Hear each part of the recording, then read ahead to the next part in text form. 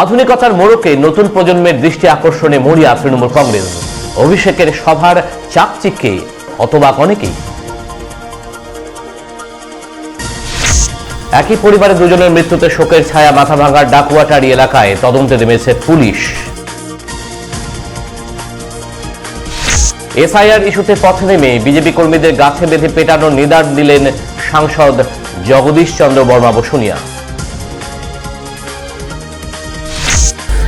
মকর সংক্রান্তিতে রক্তদান ও শীতবস্ত্র প্রদানের মধ্য দিয়ে দুস্থ মানুষ ও মুমূর্ষু রোগীর পাশে দাঁড়ালেন কোচবিহার গোরস্থান কমিটি। বুধবার হলো এই কর্মসূচি।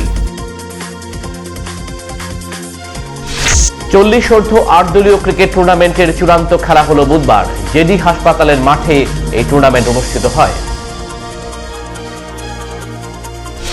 উত্তর দিনাজপুর জেলার ডালখোলায় এনবিএসটিসির বাস পরিষেবা এবং ডিপো স্থাপনের দাবি জানাতে স্মারকলিপি প্রদান করল সিপিআইএম নেতৃত্ব। বিবেক জয়ন্তী উৎসব উপলক্ষে শিশুদের চিত্রাঙ্কন প্রতিযোগিতার আয়োজন করে কোচবিহার প্রেস ক্লাব। বুধবার হলো তার ফল প্রকাশ।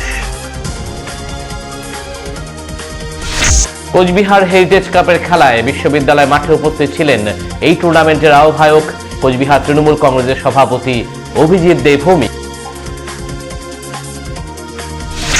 পৌষ পার্বণের পূর্ণলগ্নে পিঠেপুলি উৎসবের আয়োজন। কোচবিহার রাজমাতা দিঘি চত্বরে হলো এই উৎসব।